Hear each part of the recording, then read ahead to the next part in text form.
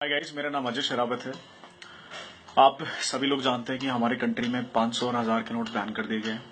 8 नवंबर को मोदी जी के खुद के भाषण के बाद जब ये नोट बैन हो गए तो मैं वेट कर रहा था कि कुछ लोग नई नई तरह की थ्योरीज निकालेंगे, बिकॉज पहली बार करप्शन को खत्म करने के लिए पहली बार ऐसा प्राइम मिनिस्टर आया जिसने इतना सख्त स्टेप लिया है। और अगर आप लोग को लगता हो कि ये सडन हो गया, जैसे सारे पॉलिटिशियंस करें, नहीं अचानक कैसे कर सकते हो, जनता कह रही है अचानक कैसे कर सकती हो, अगर आपको ध्यान ना हो, प्रधानमंत्री जी ने हमेशा आपको इशारे से जरूर बताया, it was a part of a plan. ये कभी भी आपके लिए अचानक नहीं था। आपके आधार कार्ड बनाना अचानक नहीं हुआ। आधार कार्ड के बाद जनधन योजना चलाना, जिसमें आपके बैंक अकाउंट खोले गए, आपकी चीजों को पेपरलेस किया गया, वो अचानक नहीं हुआ। सब्सिडीज के पैसे अकाउंट्स में जाना, एलपीजी के सब्सिडी के पैसे अकाउंट्स में जाना, वो अचानक नहीं हुआ। एग्रीकल्चर की सब्सिडी के पैसे अकाउंट्स में जाना, वो अचानक नहीं हुआ।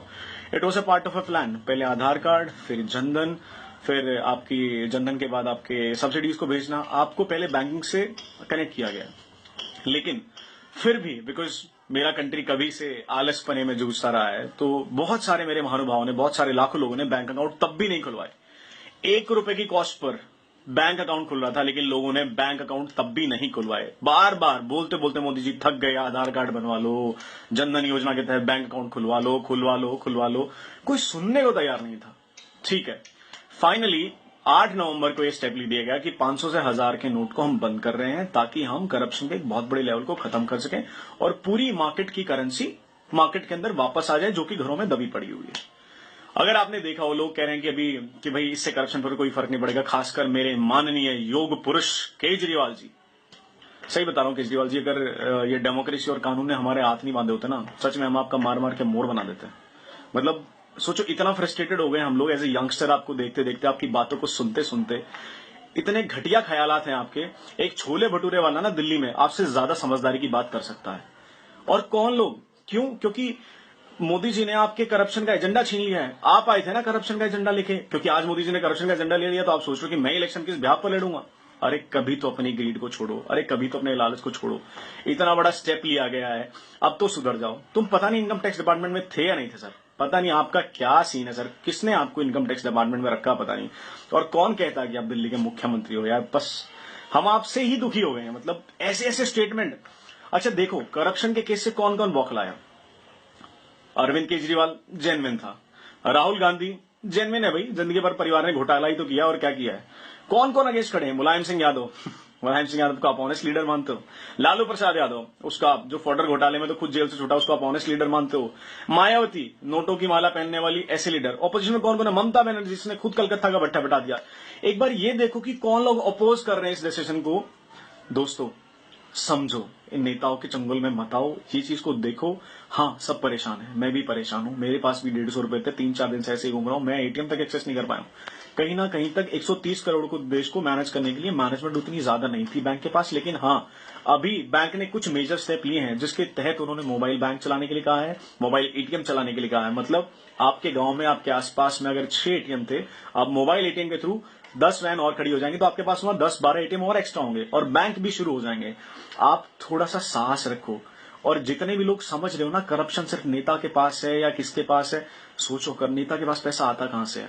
नेता को पैसा देने वाले हैं कौन? बिजनेसमैन, वेंडर्स, ट्रेडर्स, ये परचून की दुकान चलाने वाले, जितने भी जहां पे बैठे हैं, चांदनी चौक चलाने वाले। मेरा पूरा दिल्ली जानता है कि कैश पर मार्केट कैसे चलती है। आज भी दिल्ली में कितने % दुकानें हैं जो आपको बिल देती हैं? कोई बिल नहीं देता आपको। इस बात को समझो। इतने ज्यादा लोगों का पैसा मार्केट में आया जो होल्ड करके बैठे थे। आप जो लोग कह रहे हैं ना कि ये लाइनें बहुत लंबी लंबी हैं, बाहर लाइनें बहुत लंबी लंबी हैं, मैं आपको कुछ कुछ चीजें बता देता हूँ लाइनें क्यों लंबी हैं।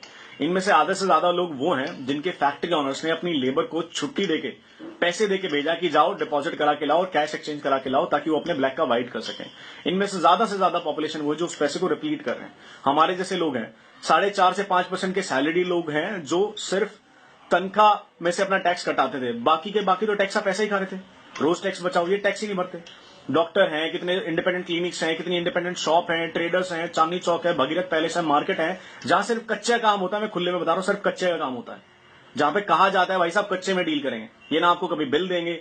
इनका धंधा होता है 60 लाख का, और इनकी इनकम टैक्स रिटर्न फाइल उठा के देखोगे ना तो मिलेगी आपको 7 लाख रुपए की। तो सोच के देखो, क्यों सैलरीड आदमी, एक सैलरी वाला आदमी ही सारे भारत का टैक्स क्यों भरेगा? ये बिजनेसमैन कहां जाएंगे, ट्रेडर्स कहां जाएंगे, ये कौन भरेगा इनका टैक्स? ये क्या मक्खन मलाई खाने के लिए बैठे हुए क्या? और इन्हीं के ऊपर लगाम लगाने के लिए मोदी जी ने स्टेप लिया है और ये बहुत ही कमेंडेबल स्टेप है, ये फ्यूचर का स्टेप है, ये इंफ्रास्ट्रक्चर का स्टेप है। इस स्टेप के अंदर मोदी जी को अगर हम सपोर्ट नहीं करते तो हम कायर हैं, हम पे धिक्कार है हमारी जिंदगी पर कि एक ऐसा प्रधानमंत्री मिला है जो इस देश को कहीं ले जाने में सक्षम है, उसे ले जाने की राह रखता है और हम आज उसे सपोर्ट तक नहीं कर पा रहे हैं। कल आर्मी की बात जब आई तो इंटरनेट फ्लडेड था कि हम आर्मी के साथ हैं, ये हैं, सपोर्ट है। अरे इंटरनल वॉर छेड़ लो तुम, बाहर तो आर्मी बहुत अच्छी है, जो अंदर की वॉर छिड़ी है ना, मैं इससे लड़ाई लड़नी है। हमें केजरीवाल जैसे टुच्चे जाहिल और इन गवार मुख्यमंत्रियों से पीछा छुड़ाना है। मायावती की कास्टिस्ट की पॉलिटिक्स, मुलायम सिंह यादव की कास्टिस्ट पॉलिटिक्स, ये चोर बैठे हैं, पुराने पापी बैठे हैं। ये कांग्रेसी आज के थोड़ी ना, ये 60 साल की दी हुई बीमारी हमें करप्शन की। और मैं आपको कहता हूं, वादा दिलाता हूं, जो इंफ्रास्ट्रक्चर अभी मोदी जी डेवलप कर रहे हैं ना, आप देखना आने वाले टाइम में इससे भविष्य बदलेगा। आज हम सब भारतीयों का, सबके सब सिटीजन्स की जिम्मेदारी है, अधिकार है, रिस्पॉन्सिबिलिटी कि आज हम पर जो भी हो रहा है हम उसे झेलें, मोदी जी का साथ दें और इस करप्शन की लड़ाई में मोदी जी के साथ खड़े हों। मोदी जी, मैं आपके साथ खड़ा हूं और मेरे साथ पता नहीं कितने हजारों लाखों यंगस्टर आपके साथ खड़े हैं। अगर कोई इसके खिलाफ लड़ेगा तो हम उसके खिलाफ भी लड़ेंगे, लेकिन ये करप्शन की लड़ाई अब जारी रहेगी। मोदी जी, आपके स्टेप के लिए जय हिंद।